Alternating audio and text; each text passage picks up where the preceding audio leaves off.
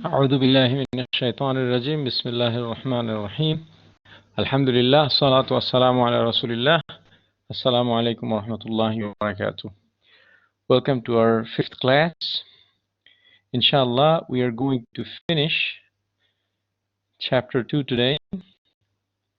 There's going to be a quiz on chapters 1 and 2 on Tuesday, day after tomorrow, September 1st, and it will involve 5 multiple choice questions, half mark for each. It's 2.5 points, 2.5% of the course. It's one of the 4 quizzes, and the lowest one will be dropped, as I mentioned in our previous class. The quiz, you will get 10 minutes to complete the quiz, and you have only 2 chapters, chapters 1 and 2. All the quizzes and the dates and all the assessments, not just the quiz, the exams and the due dates for the other exams, etc., computerized AIS exam, chapter 5 exam, all of those are given in the last page of the syllabus, so you can look at them and you can be prepared ahead of time. We are going to continue with our discussion of chapter 2, and inshallah we'll finish it today. Where we left off last time was this slide right here, where we discussed the 5 business cycles and the overview and the activities that are performed in these business cycles, etc. We're going to begin our discussion from here. In the remainder of the chapter, I'm going to give you a brief introduction to each one of these business cycles, and we're going to have an individual chapter on each one of these business cycles in the second half of the semester, inshallah. So let's start with the first business cycle, which is the financing cycle. The main job of financing cycle is to give cash and to get cash. What does that mean? The responsibility of the financing cycle is to finance the business, is to fund the business. So it gets cash from 2 activities primarily. One is from lenders like banks and other lenders by taking loans, and the second is getting funding from the stockholders by selling them stocks. So those 2 primary activities are done of getting cash, and giving cash involves paying the lender back the money that was borrowed and paying dividends to the shareholders, the money that they paid for the stocks gives them ownership in the business, so they get dividends when the business makes profits. The handling of the revenues, Muhammad has a question, is handled by the revenue cycle, right? So revenues are generated by the revenue cycle, and then the fund is then inserted into the business because of that activity. We are going to discuss that in the revenue cycle, inshallah. The first activity that is involved in the financing cycle is forecasting cash needs. Forecasting cash needs, each one of us does that to some extent. For example, if you were coming to the university when we had face-to-face classes, and we will have inshallah in the future face-to-face classes, let's say you're coming to the university and you open your wallet and you see you only have 5 riyals. Is that enough for you to get through that day at the university? Is that good enough, having 5 riyals in your wallet? It's not, right? So you would put some more money. So what you have just done is you have forecasted the cash needs for the business, for yourself, not the business, and the business does the same for a period of time. It could be a week, it could be a month, it could be a year. So the forecasting of the cash needs is done by the business, and it is done by the financing cycle. And this is done through doing budgets and forecasts for the money that is needed to run the business operations for a period of time. The next is selling securities. And when I say securities, what do I mean? What do we mean when we say securities? What does that mean?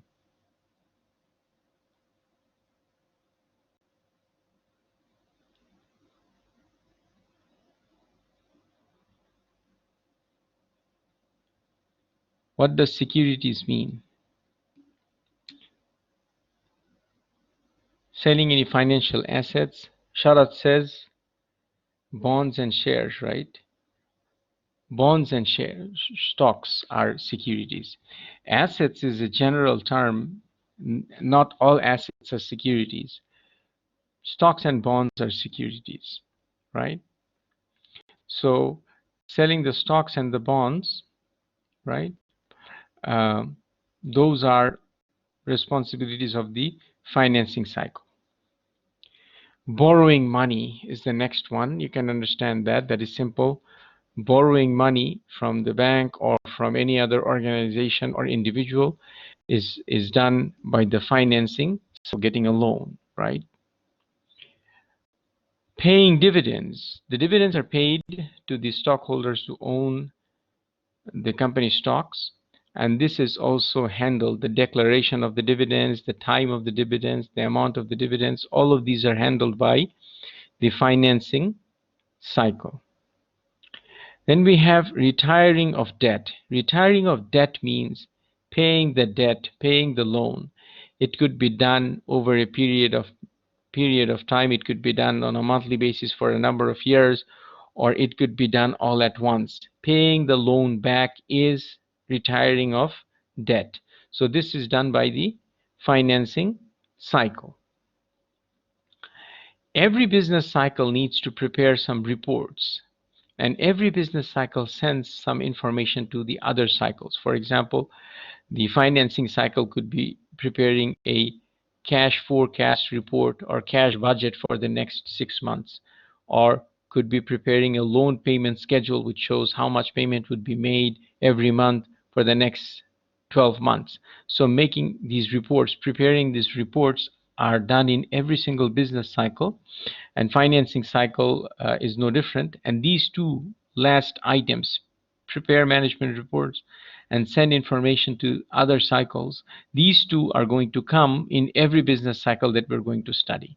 So this is an overview of the first cycle that we're going to discuss, which is the financing cycle. Is this clear? Any questions, any difficulty in understanding what we discussed? Clear? Okay. Alhamdulillah. The next is the revenue cycle. The job of the revenue cycle is to give goods and services to the customer and to get cash. So the business would be providing goods such as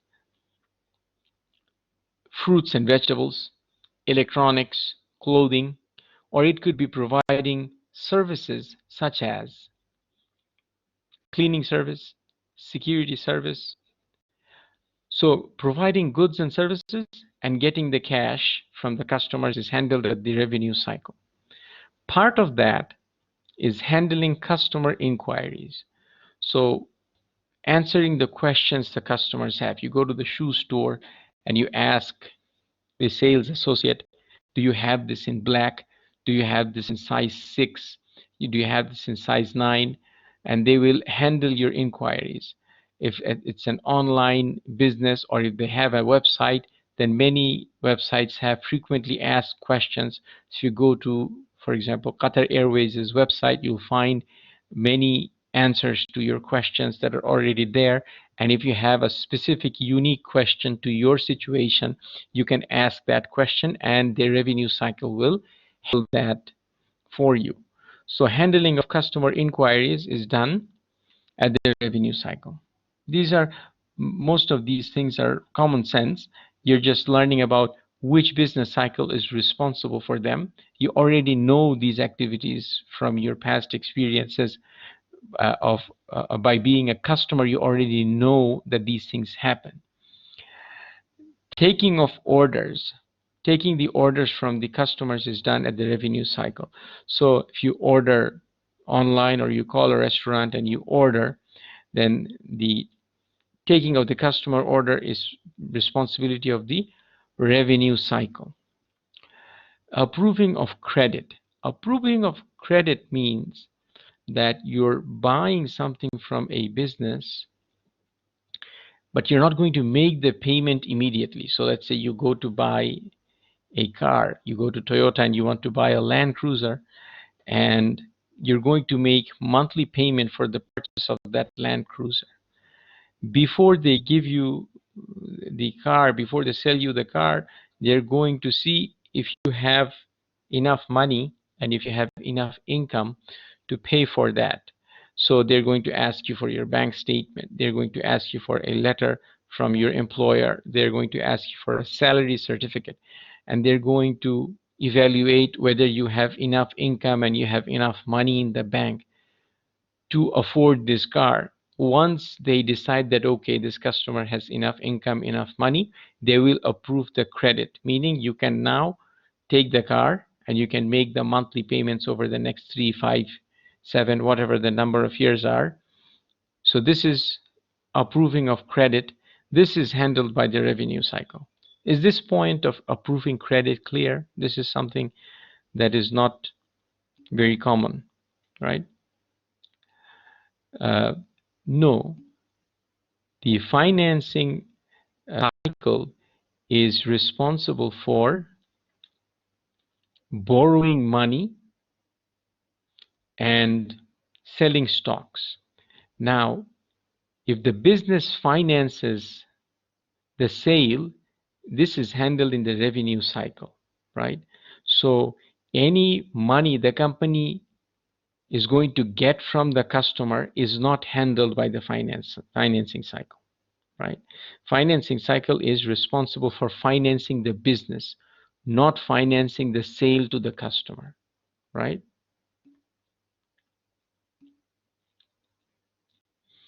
The credit management for the customer, right? The credit approval department is part of the revenue cycle because the credit is related to what you're selling.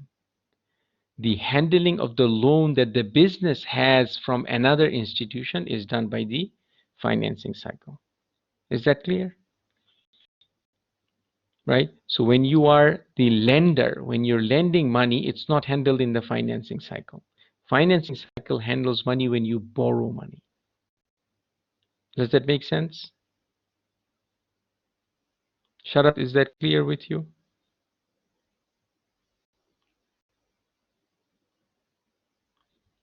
Okay. Say yes, no, something. So the approval of credit is handled by the revenue cycle. The checking of inventory availability before the order is completed is also done by the revenue cycle. For example, you call Papa John's and you say, I want the spicy chicken pizza, and they look at their inventory and they see that they don't have the spicy chicken anymore. It's finished. So they're going to say that we don't have this. Can you order something else? Can you order something in place of that, in exchange for that? This is also done in the revenue cycle, and this inventory information is available uh, in front of the sales associate in the computer. So checking the inventory does not require them to go back to the kitchen or to the warehouse. It's available in the computer and they can look at it and they can tell the customer whether they have that item or not. Sharat says retail credit is revenue and corporate credit is financing. No, don't confuse retail credit, corporate credit. Use the terminology that what I'm using. If the business borrows money, let's say I am Lulu and I am borrowing money, then this will be handled by the financing cycle. And I'm Lulu and I'm selling something to a customer who will pay over a period of time. This is handled by the revenue cycle. So I could be selling goods to an individual customer. It will be handled by the revenue cycle. I could be selling the goods to another corporation. It would still be handled by the revenue cycle, right? It's very simple. You borrow money. The business borrows money. It goes to the financing cycle. The business is selling something on credit and the customer of the business is going to pay. This is handled by the revenue cycle. Is this clear?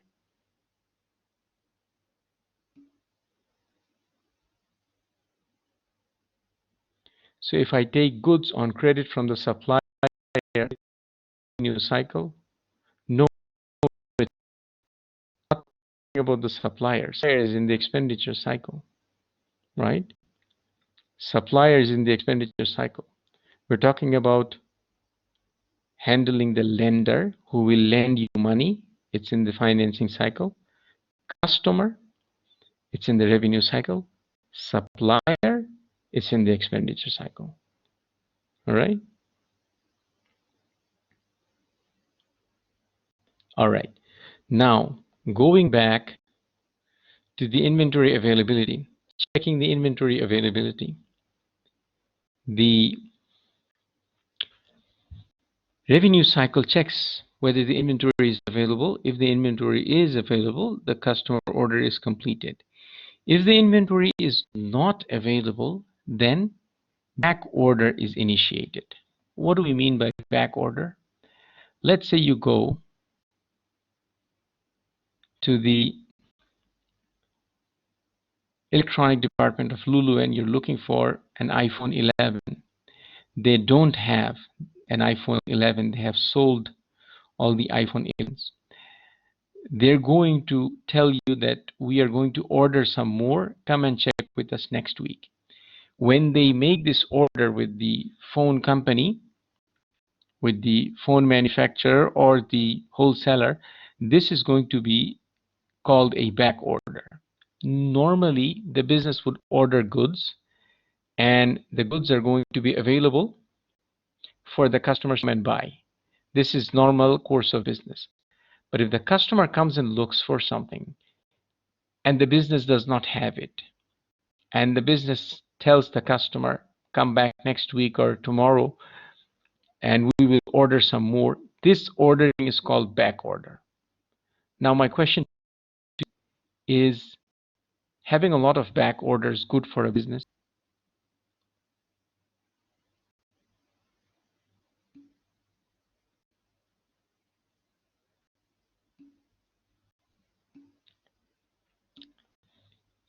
Well, think about it this way. You go for, you're looking for an iPhone 11, you go to Lulu and they don't have it.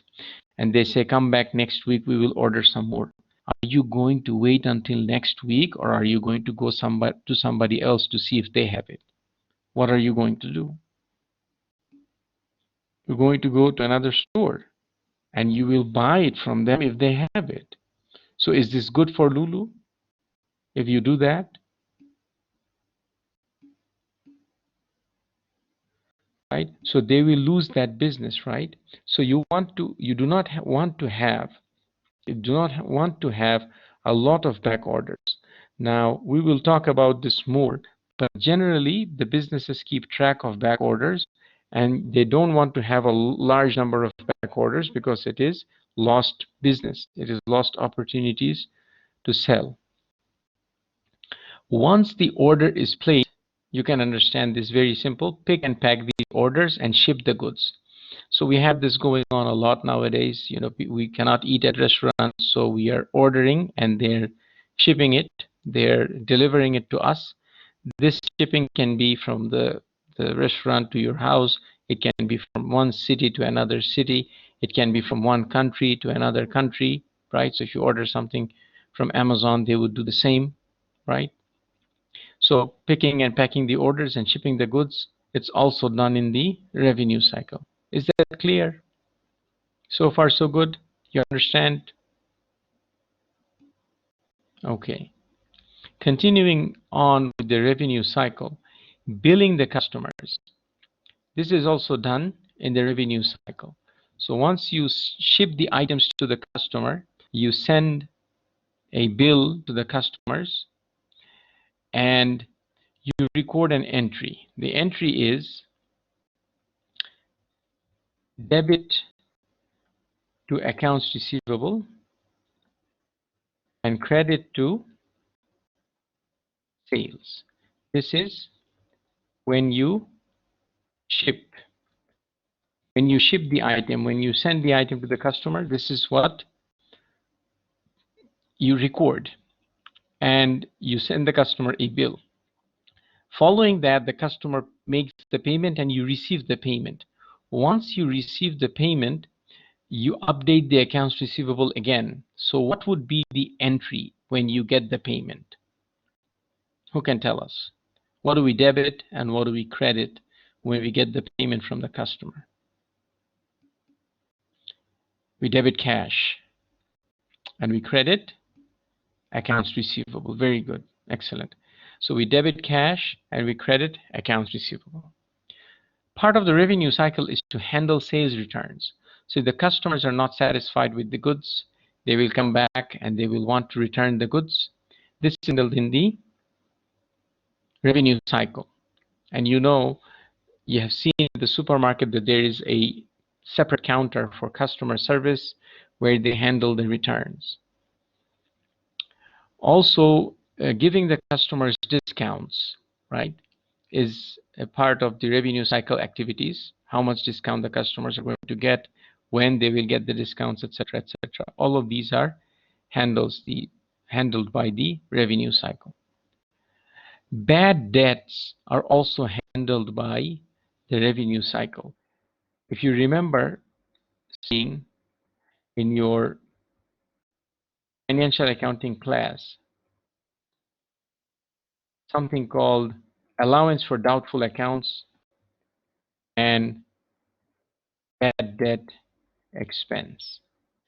Remember something like that in your financial accounting class? Allowance for bad debts, doubtful accounts, and bad debt. So this is accounts receivable that you're not going to collect, right? The customers took the goods and somehow they're unable to pay for the services or the goods. This is handled by the revenue cycle. This collection of the payment and the bad debts are handled by the revenue cycle. And just like the other cycles, they prepare some management reports and they send information to other cycles. The details of these reports and the information that is sent to other cycles, we're going to study in chapter 12, which is the revenue cycle. Okay? Any questions on the revenue cycle transactions? It's clear what is done, an overview of the revenue cycle. Okay? Very good. So we move on to the next one, which is the expenditure cycle. Expenditure cycle's responsibility is to get goods and services for the company and to give cash. So expenditure cycle orders the raw materials and the supplies and the services needed to run the operations of the business. So the business might order supplies from many different suppliers, may get security service from a company, may get cleaning service from another company. So all of these are handled by the expenditure cycle. The first activity that happens in the expenditure cycle is the requisition of goods. You have a question that is, what is the difference between the give cash here and one in financing cycle? Here you give cash to the supplier who supplies the goods and services for you. So let's say you're Lulu and you get security services from a particular company. Giving the security company cash for their services is done at the expenditure cycle. And if you're Lulu and you have borrowed money from QNB, giving their monthly loan payment back, money back to them, giving them cash, paying back the loan, that give cash is done in the financing cycle. Does that make sense? All right. Now, this giving cash is for the goods and services. And that in the financing cycle, giving cash is for paying of dividends and payment of loans. Okay. The first step here is requisition for goods and services. Requisition for goods and services, the word requisition comes from the word request. And this is an internal process. So for example, let's say I need a new computer. I'm going to send a requisition to the IT department, and they are going to prepare something called a purchase order and send it to the computer company. So the requisition of goods and services is an internal activity that is done between any department and the purchasing department. The purchasing department is responsible for making purchases for the entire company. The request for the goods and services come from all the other places, employees and other departments. The purchase order is sent by the purchasing department to the supplier, and the purchase order is a contract between the buyer and the seller, that if the seller provides the goods and the services, the buyer will pay. It is understood if it is not explicitly stated. For example, if you go and sit down at a restaurant and you order food, the waiter never asks you, are you going to pay if you get the food? Because it's understood when you order, you're going to pay if they give it to you, if they give the food to you. Similarly, purchase orders are sent by the buyers to the suppliers, and it includes all the details of the items purchased or the items ordered. Once the suppliers get the purchase orders, they ship them and the buyer receives the goods and services. So imagine this: if you go to the back of Lulu, you're going to see these big trucks coming from different suppliers like Al Rayyan Water Company and Baladna Farms and Dandy. They have all these goods coming to the back of the supermarket, and they will unload the trucks, and they're going to store goods in the storage. So this is also part of the expenditure cycle. So they receive the goods and they store the goods in the warehouse, in the storage. Once they receive the goods, they receive an invoice. And an invoice is the bill that is coming from the supplier. And at that point, accounts payable is updated. So debit to expense and credit to accounts payable. This is done when goods are received, right? When goods are received. So you debit expense, or it could be an asset as well. So you debit an expense or an asset and you credit accounts payable when goods are received. So you update the accounts payable. So far, so good? It's clear so far? Once the bill is received, it goes for approval. The invoice that comes from the supplier could have mistakes, so the buyer looks at the invoice just like we look at the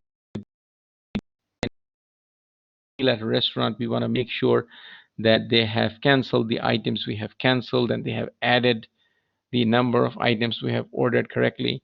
So before the payment is made, the payment is approved.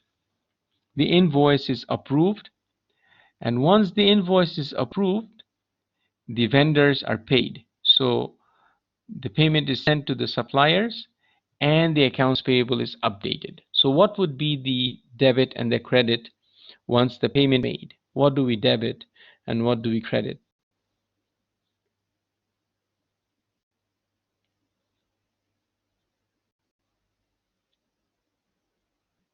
Anyone?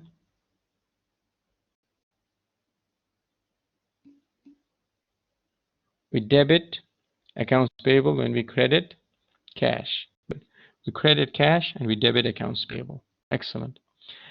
Handling of purchase returns. So if we get something from a supplier that is not up to standard or it's damaged, we can return it, and this is handled in the expenditure cycle. So expenditure cycle handles all the returns to the suppliers if the items are not satisfactory, and expenditure cycle also handles the discounts that are taken, offered and taken by the company. So for example, you have heard something in your financial accounting classes called 210 and 30. Does this ring a bell? 210 and 30. Have you heard this before? 210 and 30. Yeah, what does 210 mean?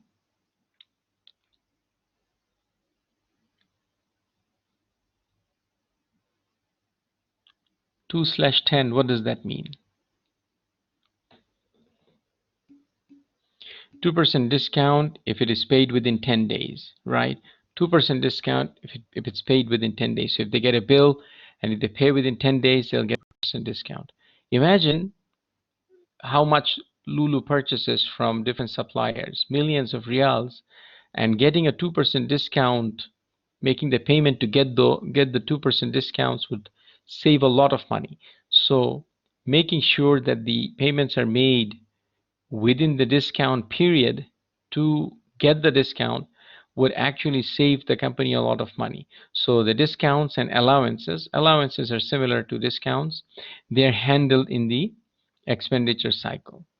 And the preparation of management reports and sending information to other cycles, just like the previous two cycles, are also part of the expenditure cycle. And we're going to discuss these in more details in the expenditure cycle chapter, which is chapter 13, inshallah.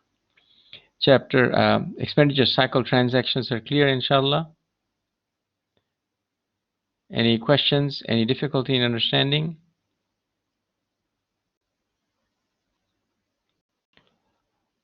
Okay, now we move on to the next cycle, which is the production cycle. The job of the production cycle is to put in labor and put in raw materials. Now the labor that the production cycle puts into place comes from which cycle? The labor comes from which cycle? If you remember from your previous class, who provides the labor? The HR and the payroll cycle, right? Very good. The raw material is also something that is put into the production cycle. It comes from which cycle? Who's responsible for purchasing the raw material and having it available? Which business cycle is responsible for that? Expenditure cycle. Very good. So we have the payroll cycle providing the labor and the expenditure cycle providing the raw material, and it goes into the production cycle, and the production cycle's job is to make goods, produce finished goods using the labor and the raw material. Part of the production cycle is designing of products. So before the item goes into production cycle designs the products. So the designing of the phone or the designing of the tablet or the designing of the computer, it's part of the production cycle. Then the production cycle forecasts, plans, and schedules the production. If you remember from your managerial accounting class, the raw materials budget, the sales budget, the not the sales budget, the raw materials budget, the the production budget, and the production schedule, the production forecast, all of those are done in the production cycle. How many are we going to produce next week? How many are we going to produce next month, etc. So this planning of production and scheduling of production is done in the production cycle. Part of the production cycle also is requisitioning raw material. What does this mean? Requisitioning raw material is done by the production cycle from the warehouse, from the storage. So let's say the production cycle is going to produce 100 Land Cruisers, and it needs tires for the production. So how many tires should the production cycle request from the storehouse to produce 100 Land Cruisers? How many tires does it need? 400. Is that right? Do you need 400 tires? Do you need 400 tires to produce 100 Land Cruisers? Muhammad says 250. Omar says 500. You need 500. You need 500. What about the spare tire, right?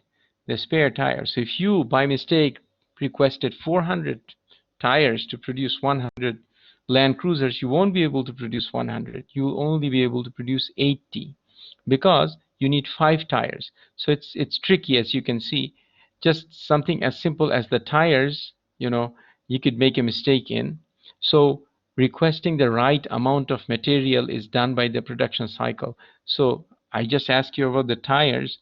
What about the number of screws and the number of different small parts that goes into the production of the car?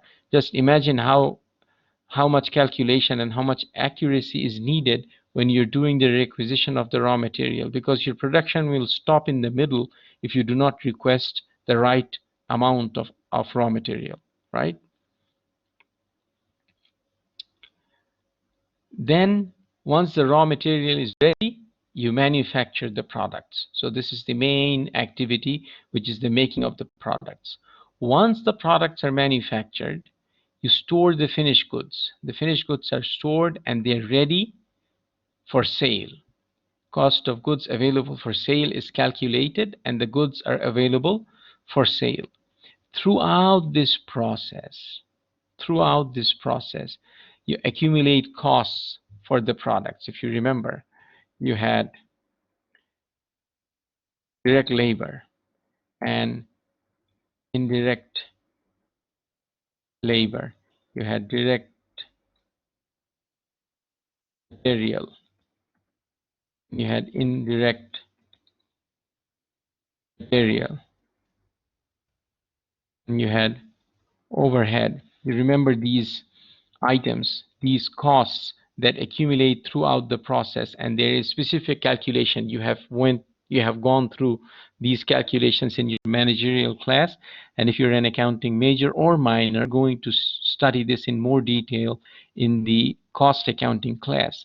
So this is done in the production cycle. In this course, we are not going to do the calculations. We're going to discuss the different ways of collecting the data for these calculations, the technology and other means of collecting the data. So accumulation of costs are done in the production cycle when the products are produced, and we have the preparation of management reports and the sending information to the other cycles, just like we have them in the rest of the cycles. Clear? Any questions in the production cycle? Okay.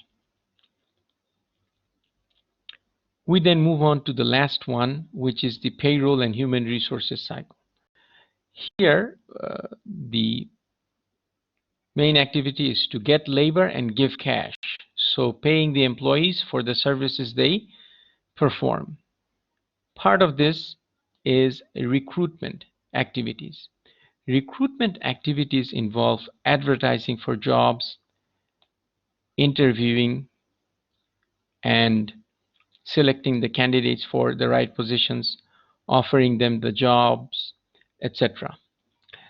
Every year we have at the College of Business, many employers come and they have set up their booths. They set up their booths, and the students go and get information from them, and they give the employers their CVs, and they set up interviews and so forth. So this is an example of a recruitment activity. This is handled by the human resources and payroll cycle. And sometimes people outside of the human resources cycle could be involved in this. For example, I have been a part of the recruitment committee, which was responsible for interviewing uh, professors who applied for a job at Qatar University at the Department of Accounting for teaching accounting. So we selected the candidates who are suitable for an interview, and then we interviewed the candidates, and then we offered a position, and then those who accepted the offer, the paperwork and the rest of the activities were completed by the human resources and payroll department. Once the candidate that is offered a job accepts the job, they're hired and they sign a contract, and this is the hiring process. This is done by the human resources. Once the employee is hired, the next stage is training. The employee goes through a period of training to learn about the company rules and regulations and their job responsibilities, things that they're required to do, things that they cannot do, things that they are forbidden from doing, etc. So these employees go through training, and they go and they start time, maybe 6 months, 3 months, whatever the period is. The employees are evaluated on their performance, and they are told whether they're performing well or they need to improve, and then they continue to do their job. After the employee has performed well for a period of time, they're promoted to a higher position, and this is again done by the human resources department. This is their responsibility. If the employee leaves the company and the employee is discharged from the company, either the employee resigns or the employee is let go, laid off, or fired. Either way, when the employee leaves the company, this is handled by the human resources as well. There is specific procedures, specific forms to sign. All of those are done by the human resources. And the payment for the services performed by the employees is also done by this cycle. A payroll is primarily involved here. So we have two parts. Human resources usually handle this part, and the payroll handles the calculation and payment of payments, right? It's in the same cycle, but two different sets of activities. The payroll involves processing of time cards. Time cards are kept to calculate the amount of work the employee has done, either number of hours or number of shifts. For example, let's say a nurse is working at a hospital and the nurse works 6, 7, 8 shifts, and the time card keeps track of how many shifts and how many hours the nurse has worked, and based on that the payment is calculated. Or it could be commission data. For example, a salesperson is selling a particular item. So let's say you have a car dealership and a salesman is selling Land Cruisers. For every Land Cruiser the person sells, he gets or she gets 1,000 rials of commission. So this is commission data that is kept track of by the payroll department, and at the end of the month the total is added for how many uh, cars the person has sold or how many items they have sold, and the commission is calculated for payment. This can be any item. It can be electronics, it can be uh, cars, it can be heavy equipment, it can be anything that uh, there is a commission for selling. So it's calculated by the payroll. Once this is done, once the calculation is done, prepare and distribute the payroll. So the preparation and distribution of the payroll could be with cash, could be with a check, could be with electronic fund transfer. Whatever the method is, the payment is distributed by the payroll cycle. So far, so good. You can stop and ask me if you have any questions, inshallah.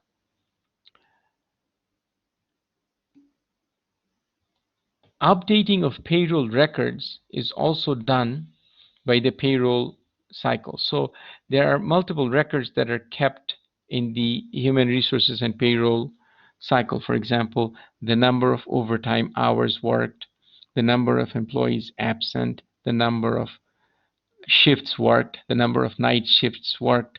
Many different records are kept, and they are updated. How many employees received payment this period? What is the year to date payment for each employee? So there are a lot of details uh, kept track of by the human resources and payroll cycle, and they're updated every time the employees are paid. Part of the human resource and payroll cycle is to calculate and distribute and to disperse tax. So in some countries, there are individual income taxes. In Qatar, we don't have, alhamdulillah, so far, any individual income tax. But in those countries where individual income taxes are paid, the human resources and payroll cycle keeps track of how much tax should be paid for each employee, and they pay to the government directly. Similarly, if there are benefit payments are paid to organizations on behalf of the company, on behalf of the employee. So, for example, if the employee gets annual airline tickets to go back and visit his or her home country, then this payment is made to the airline. If the company pays the tuition fees of children, then that's paid to the school of the children of the employees. So these are benefit payments that are paid to other organizations on behalf of the employee because of the job performance of the employee, because of the uh, work that the employee does for the company. So this is also handled in the human resources and payroll cycle. And the preparation of management reports and sending information to other cycles, this is also a part of the human resources and payroll cycle. Clear? Okay. So this is the details of the 5 business cycles, or an overview of it, I should say. Every business has many transactions that are handled through these 5 business cycles on a regular basis. And you can imagine hundreds and thousands of transactions handled, and you need a sophisticated system to handle them. And there are ERP systems, enterprise resource planning systems, that are customized and available to meet the business needs to process the data. So for example, we have an ERP system called SAP. Have you heard of SAP? SAP? Can you give me another example of an ERP? Do you know the ERP that we use at Qatar University? Oracle. Very good. Omar says Oracle. So Oracle is what we use. Now, these business, uh, the enterprise resource planning systems are customized. For example, do we have at Qatar University, do we have a production cycle where we buy raw material and make goods? Do we have that? Do we do that at Qatar University? We don't, right? Therefore, we don't really need that module. We do not really need the direct labor and indirect labor, direct material, and all of those things, all of those calculations, because we do not manufacture goods. So we don't need that part of the ERP system.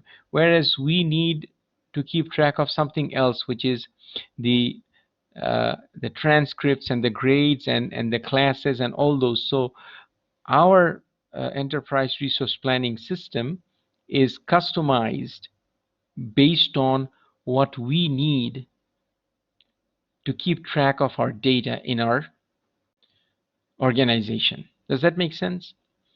And inshallah, we're going to study more uh, about these business cycles in the second half of our semester, inshallah, chapters 12, 13, 14, and 15.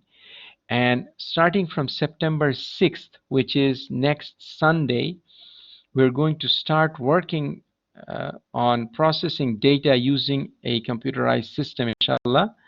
And I'm going to give you the details of what to do in there, inshallah. So you'll get a hands-on experience with processing the data and producing reports, inshallah. Okay? Any questions? Okay, very good. Now I have a question for you, and I would like for you to take a few minutes and read this question and answer the question, and I'm going to discuss the right answer. So take a few minutes, and I'm going to put up the options to answer the question.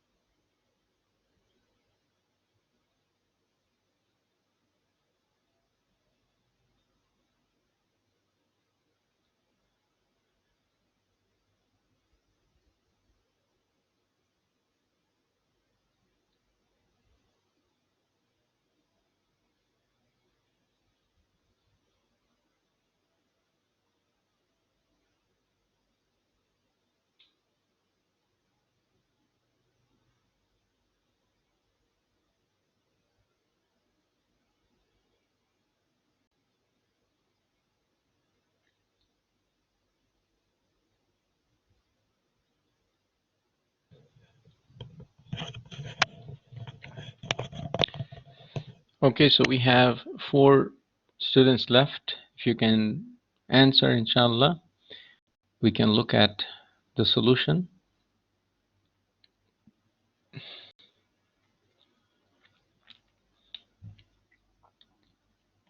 Here's what we have. And we are stuck between the production cycle and the expenditure cycle, almost half and half split. The answer is expenditure cycle. And the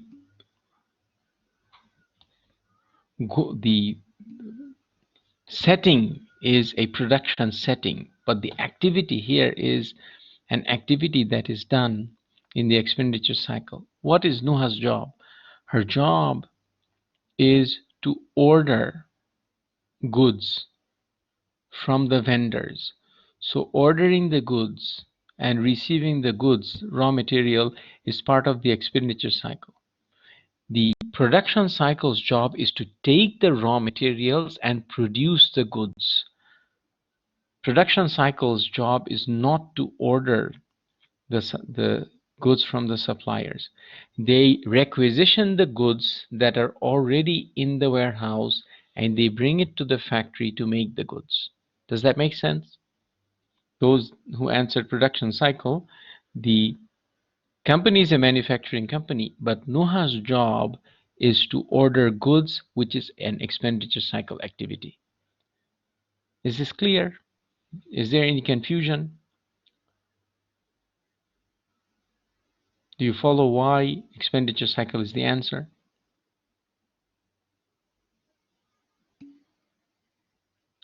Right, so ordering the goods is a part of the expenditure cycle.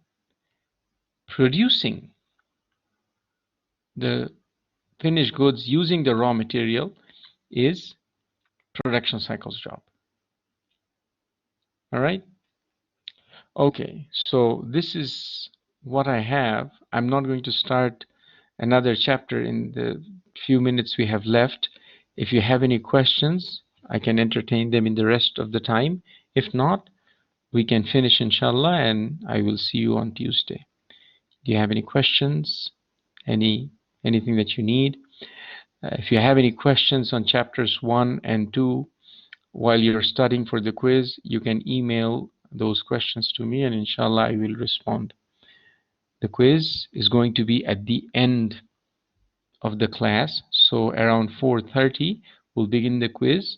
It will have 5 multiple choice questions.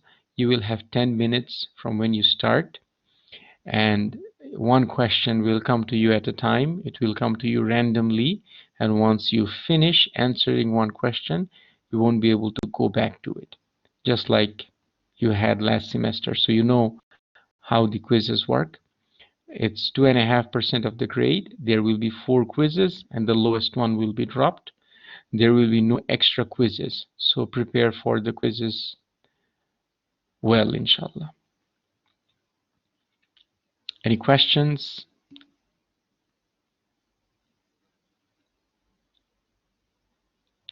Abdul Rahman says, can we expect this type of questions?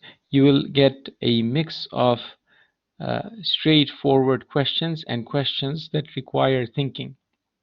So this is a question that requires thinking, and not all questions are going to be like this. So it will be a mix of straightforward questions which only require remembering, and this type of questions require thinking as well. So you'll have a mix. Okay. Any other questions? All right. Thank you so much. I will see you inshallah on Tuesday. Assalamu alaikum wa rahmatullahi wa barakatuh.